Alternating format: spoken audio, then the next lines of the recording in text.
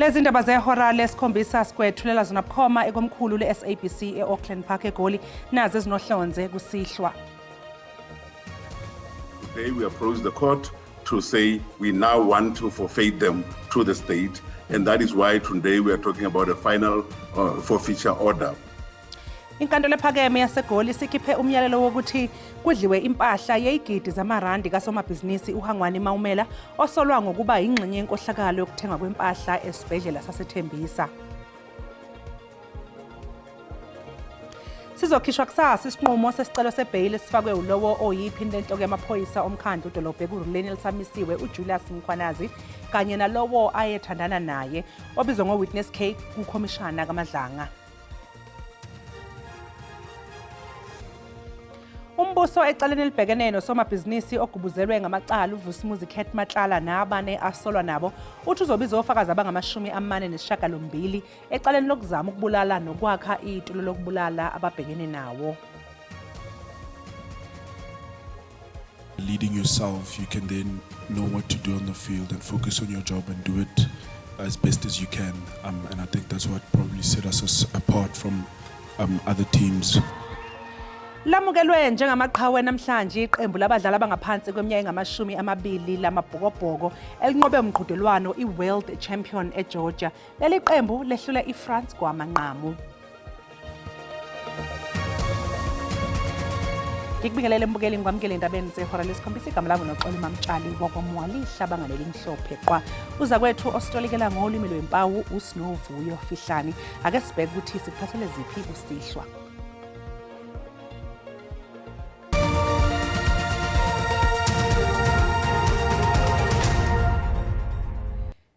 Inkantolo ephakeme yaseGoli isikhiphe umyalelo wokuthi kudliwe impahla elinganiselwa ezigidini ezingama-326 zamarandi kasomabhizinisi uHangwani Maumela osolwa ngokuba ingxenye yenkohlakalo yokuthengwa kwempahla esibhedlela saseThembisa.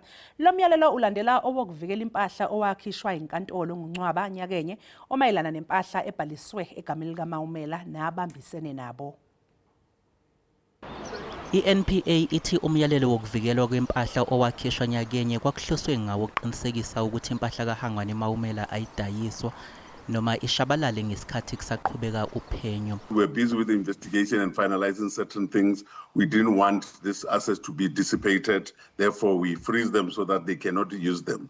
And then today we approach the court to say we now want to forfeit them to the state. And that is why today we are talking about a final forfeiture order, wherein those things, those properties are now, as we speak, belonging to the state, and therefore we are now going to monetize them. uHanyago uthi isinyathelo esilandelayo ukuthi le mpahla idayiswe endalini ngenhloso yokubuyisa imali eyabhubhudlwa. What we're then going to do is we're going to put them onto an auction. And then once we are done with that, and that will be money, that money will then be taken to the criminal asset fund, which is the CARA fund, where they will be then reinforced and used, reinforced for the Department of Health in Gauteng, so that they can then apply to CARA fund to have this money used. Because we didn't want to take it back to them because they might just misuse it again. Leli cala liyingxenye yophenyo oluqhubekayo ngezinsolo zenkohlakalo yokuthengwa kwempahla esibhedlela saseThembisa kanti iNPA ithi uma seliphuthuliwe abathule benecala bazokhalelwa ngamasongo kaSigonyela. Sizokhishwa kusasa isinqumo sesicelo sebail esifakwe ngulowo oyiphini lenhloko yamaphoyisa omkhandlu udolobha ekuruleni elisamisiwe uJulius Mkhwanazi kanye nalowo ayethandana naye obizwa ngoWitness K kukhomishana kaMadlanga. Bobabili babhekene namacala okuhlela ukuphanga nawokuphanga kanye nokukhwabanisa ngokwebiwa kohlobo lwamatshe ayigugu ezigidi zamarandi. Iphini elisamisiwe lenhloko yamaphoyisa omkhandlu udolobha ekuruleni uJulius Mkhwanazi uchazelo wayethandana naye obizwa ngoWitness K njengomuntu osenenzondo njengoba edalule insolo kukhomishana kaMadlanga zokuthi nguyena owayehlela ukuba kuphangwe ekhilana eGoli. Mkhwanazi uthi uyazethemba ekutheni uzovela njengomsulwa kulamacala. If truth be told, I quickly came to realize that she was not the lifetime partner that I was seeking, and within a few months of our romance, summarily broke off the relationship on the pretext that she was romantically involved with an officer in the DPCI unit, the Hawks. This despite a desperate protest to the contrary, and that she was deeply in love with me. Ms. Makuba was emotionally distraught and devastated when I jilted her. I believe this to be the primary motive in fabricating her evidence to the Commission. Insofar as she has implicated me with the spurious criminal acts which now form the basis of the charges being preferred against me here. Uthi ukuboshwa kwakhe kubangelwa indaba zezombusazwe, uphinde wacela ukunikezwa ibhayili ye R10,000 Witness K naye okhalelwe ngamasongo kasigonyela ngoLwesihlanu udalula ukuthi ukuthatha kwakhe isinqumo sekwethula ubufakazi kwekaMadlanga kufanele kumsize ukuba athole ibhayili. I humbly submit with respect that I voluntarily gave evidence to the Madlanga Commission information unprovoked way before this criminal case. I further took it upon myself to work with the police and to cooperate with the police as I have given my statement to the police. That too shall or should be considered as exceptional circumstances, which in the interest of justice permit that I be released on bail. Ufakazi waziwa ngelika Witness K ucele ukunikezwa ibhayili ye R5,000. Kuhlahliselwe umsombuluko ozayo ukufakwa kwesicelo sebhayili sowayengumphathi weimoto kumasipala wasemfuleni uLerato Mphulo uvele kafushane enkantolo yemantshi yaseVanderbijl Park namhlanje ngecala lenkohlakalo nokukhwabanisa ithenda yohlelo lokuhlinzekwa ngeimoto zomasipala ebiza igidi eziyi-16 zamarandi. Ukufakwa kwesicelo sebhayili salwayo ngumphathi wezimoto zomasipala wasemfuleni uLerato Mphulo sihlehlisiwe kuze kunikezwe ithimba lakhe labameli isikhathi sokuthi bethole izitatimende zombuso. Ukuboshwa kukaMphulo kulandela uphenyo lwethimba eliphenya ngokubulawa kosombusazwe. Your matter is postponed to 27 July 2026 at 8:30 B Court for formal bail application. You will remain in custody, no bail at this stage.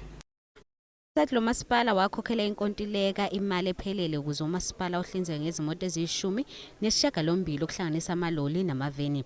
Kanti uphenyo luveze ukuthi ziyisikhombisa kuphela izimoto ezalethwa nophenyo olongeziwe luveze ukuthi izimoto ezine kulezi eziyishumi nomuva ezingaziwa zibhaliswe ngaphansi kwenkampani ehlukile. That was employed also by the Mfuleni local municipality. She reported several irregularities in March, and then several days after that she was shot and killed. So this matter was one of those irregularities that she reported, and it's through the meticulous investigation of our Gauteng PKTT that we were able to link this former fleet manager to this tender fraud. Amaphoyisa athi uphenyo laqhubeka ukuze kuboshwe nabanye kungenzeka ukuthi bayabandakanyeka. Umbuso ecaleni libhekene nosomabhizinisi ogubuzelwe ngamacala uVusimuzi Cat Matlala nabanasolwa nabo uthi uzobiza ofakazi abangama48 ecaleni lokuzama ukubulala nokwakha itulo lokubulala ababhekene nawo.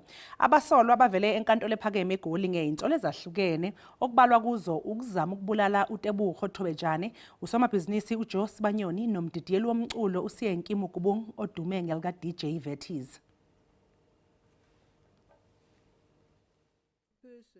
Umusa Kekane uThiyego Mabusela uVusimuzi Matlala uTsakani Matlala noNthabisengi Nzama babhekene namacala angama25 abathweswe wona umbuso lapha kubalwa ukuzama ukubulala itulo lokubulala nokushushumbisa imali bonke bawaphikile amacala abo enkantolo ephakeme eGoli. The accused vehemently denies his involvement in any of the allegations set out in the charges. Umbuso usamile kwelokuthi uMatlala wengunqondongqondo ekudutshulweni kukaTebogo Thobejane. Ms. Thobejane made another statement after the incident in which she pointed out that she and accused number 3 were in a relationship sometime before the incident. Kuvele nokuthi ngaphambi kokudutshulwa kuka DJ Vertiz uMatlala wafaka imali kwi-account yasebhange kumsola wesihlanu ongushaya sibhamu kuleli cala. From an analysis of the cell phone data of accused number 1 and 2, their cell phones are placed near Braai Maestro and near the scene of crime on the 29th of January.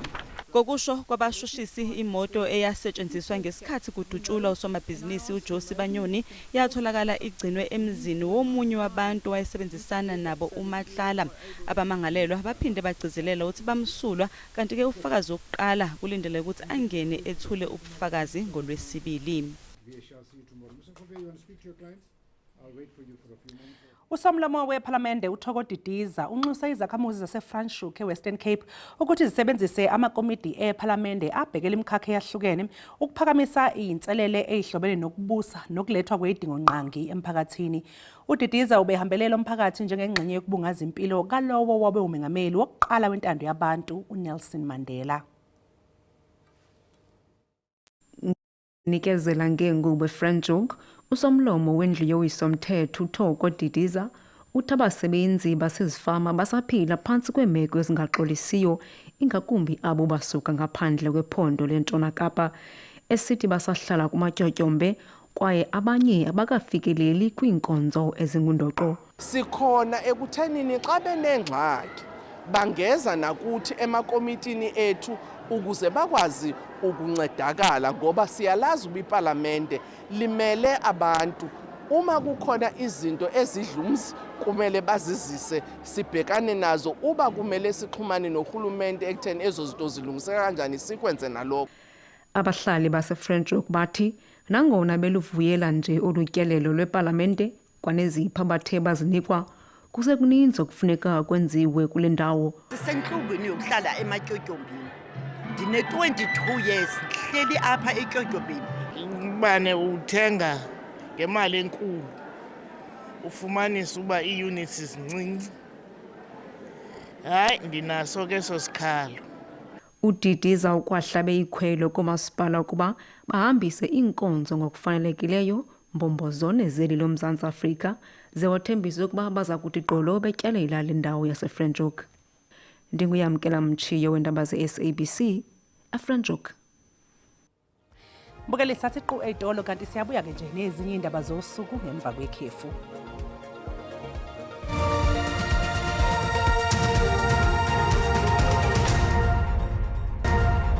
Siphinde sikubingelele sikwamukele mbukeli mangabe usanda kungena sikukhumbuze ukuthi lezi indaba ziyatholakala ku-YouTube na ku-SABC Plus. Ungena nje kuze uyicinge ngamagama athi SABC izindaba na kanjani ke uzoyithola ngomnjalo bazo.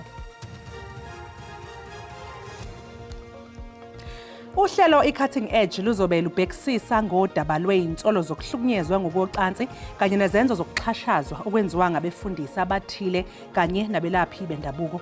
Bukela ke mbukeli uhlelo iCutting Edge kusasa ngehora lesishagalolunye kusihlwa khona la ku-SABC 1 Mzansi for sure.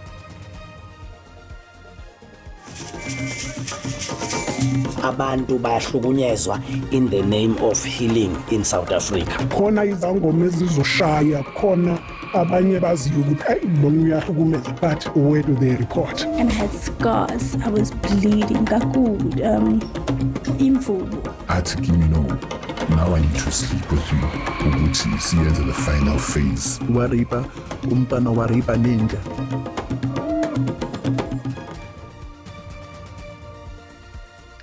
Inkantolo ephakeme yaseMgungundlovu ivale uphenyo bese livulwe kabusha olumayelana nokushona kowayengumengameli uGriffiths Mxenge ngo-1981.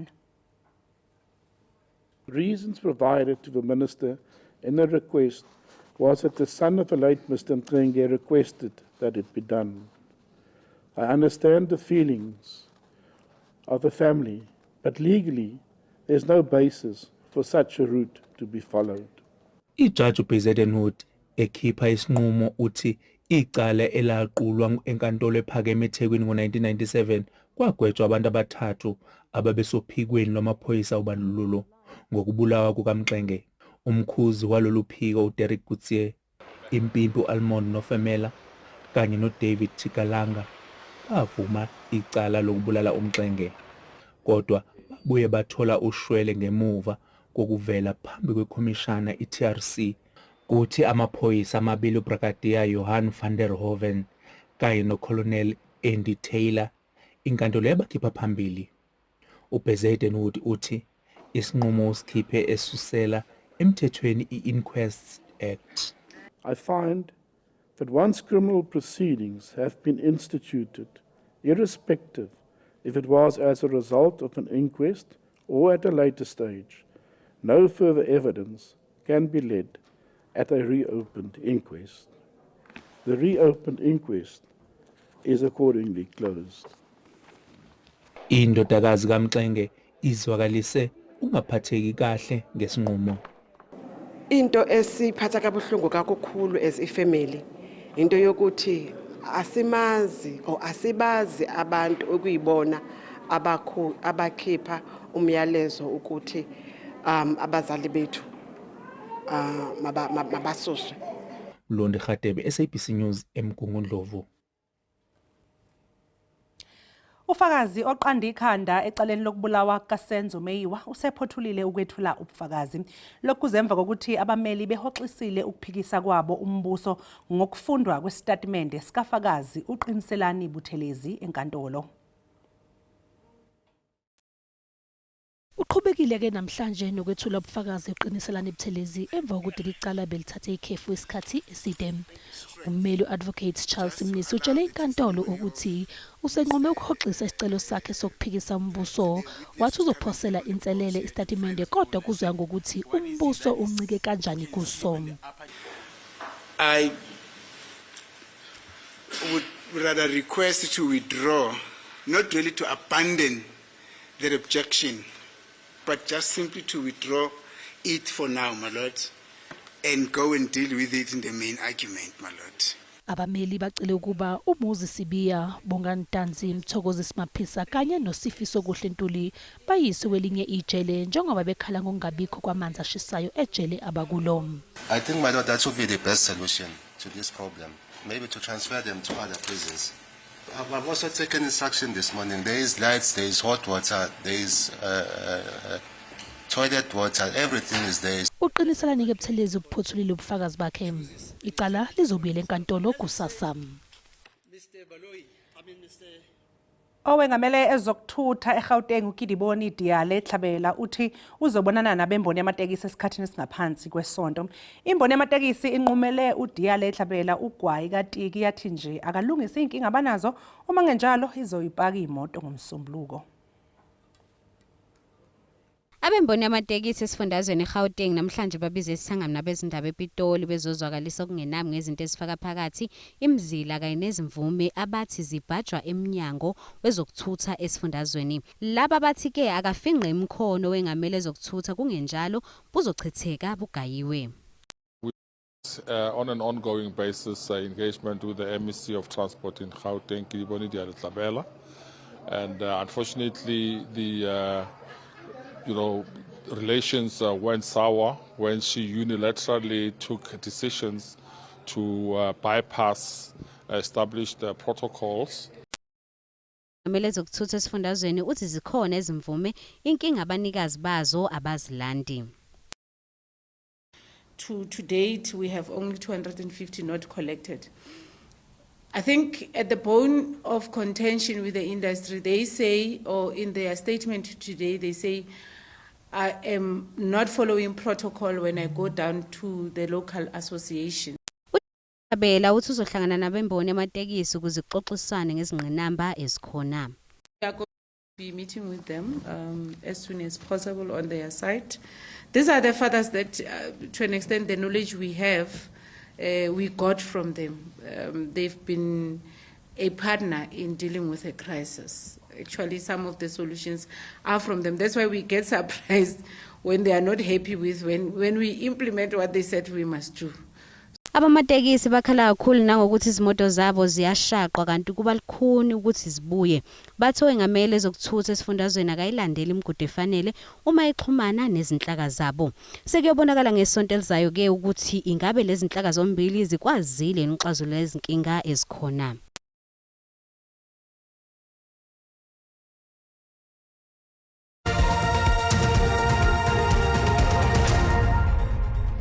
Lamukelwe njengamaqhawe namhlanje iqembu lamabhokobhoko labadlala ngaphansi kweminyaka engamashumi 20 amabhokobhoko amancane anqobe umqhudelwano iWorld Championship eGeorgia. Leli qembu lehlule iFrance kwamanqamu. Iqembu lamabhobho amancane lamkelwe ngenkulu inhloko esikhumulweni sezindiza ngesikhathi libuye emuva kwendebe yomhlaba eGeorgia. Kubuya sengathi kusasa lamabhobho liqhakaze kakhulu. The amount of expertise and the resources and the care that goes into our systems at schools and clubs. And then I think to guys like Louis Kuhn and Herman Massimler and Nico Serfontein and those guys who work in our EPD program and start identifying players very early right from before under 16, but start bringing them into camps, start working with them, refining them. So by the time we get them in this environment, they've been, a lot of them, part of SA Rugby structures for quite some years. Leading yourself, you can then know what to do on the field and focus on your job and do it as best as you can. And I think that's what probably set us apart from other teams. Everyone in their position knew what their jobs were and they went hard at their jobs, and then just the connection and the love that we had to fight for each other is something that I also think set us apart from other teams.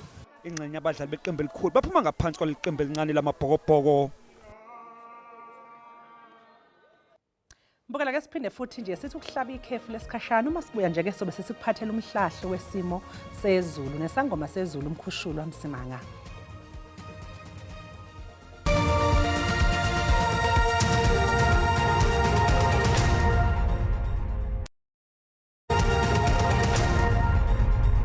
Ayintokozo mbukeli ukuthi siphinde sihlangana njengoba sesisho sithi azikho imvula esingazilindela kuzo zonke indawo lizobe libalele nje kakhulukazi engxenyeni esenkabeni entshonalanga sikangamafu mongeni kakhulukazi ke lapha koGugulethu kanjalo nakonye nakoKhayelisha kanjalo nalapha eThekwini uyongena ke engxenyeni silapha komhlaba uyalingana lingasikaza ngamafu liyo ngibalela mongeni kakhulukazi ke engxenyeni ke esenkabeni sihlabele phambili siyobheka kakhulukazi osukwini lakusasa ngivumele ngisho ngithi ke libalele nje ngisho ebukhona bezinja ungena kwaZulu Natal ungena eGauteng eMpumalanga kwala seFreystata enkabeni kanjalo nasengxenyeni ke esenyakatho ngapha ngasentshonalanga sabalele nje sikangamafu mongena lapha kwanyango koGugulethu kanjalo nasengxenyeni ke ezilapha koGeorge sihlabele phambili siyobheka ngokwefundazo zakithi amazinga aphansi namazinga aphezulu sisho sithi eGauteng kuthanda nje ukubandi kakhulukazi ke ekseni kodwa nokho uPamonhlavelanga lithanda ukuba phakathi nje uyongena lapha kwaMaskali sisho sithi ke noma uyongena ikakhulukazi engxenyeni esenyakatho ngivumele ngisho ngenamahloni ukuthi ke kuyabanda nje ekseni ngokuphakathi kodwa liya ngokufudumala ikakhulukazi ke lapha koMesini uyongena koThondo kanjalo nakoGiyane sihambe siyongena eMpumalanga ibe njalo indaba mawungena kakhulukazi ke engxenyeni ephakeme kuyabanda ekseni kanti ke emini cha nokho lingathanda nje ukuthi libe phakathi liye ngifudumala endaweni esehlanzeni lapha koSikukuza kanjalo nalapha kwaBhokweni sisho sithi noma ungena kwaZulu Natal kuyabanda kakhulukazi ethuze kwenta abazokhahlamba enkabeni lapha koMnambitho ongena koBergville ongena koKosat Underberg obhulwa kodwa ke ekseni emini cha nokho kwaZulu Natal ngathanda ukuthi libe phakathi kamnandi uyongena lapha kwaNongoma la lingathanda khona ukuthi lithi ukufudumala kanjalo nase-Eastern Cape kuyabanda ngempela ke ekseni kuyakubuza ukuthi ke umajazi mangaki kodwa emini phansi amaphaphu lapha koKomani silindele kanjalo nasemthatha kube u22 sihambe siyongena entshonalanga koloni sisho sithi nakhona kuyabandi kakhulukazi ekhathini ke zasekuseni kodwa emini cha nokho kubanda nje ngokuphakathi uyongena lapha koBuffalo West ungaqoka izinto ezingafudumeza emini kusasa siyongena enyakatho koloni sisho sithi ke kuyabanda nakhona kakhulukazi ke ekseni kodwa ke emini cha fudumale lapha kwaPhintini yongena koKurumani sisho sithi ke lapha koKhimbali ngathanda nje ukuthi libe phakathi kwala seFreystata kuyabandi kakhulukazi ke eduze kwalapha eLesotho kuthanda ukubanda kakhulu ekseni kodwa emini cha kuzo sonke isifundazwe salapha eFreystata lithanda ukuba phakathi uyongena ikakhulukazi ke engxenyeni zakoQwaqwa sihambe siyongena kakhulukazi ke lapha eNorth West njengoba sesivala sisho ngokunamahloni ukuthi ke kuyabanda kuzo zonke indawo ikakhulukazi ke ekhathini zasekuseni emini cha nokho futhi manje kamnandi uyongena engxenyeni sentshonalanga mbukoni ngivumele ngithi ke ngiyayithetha indawo benobusuku obuhle.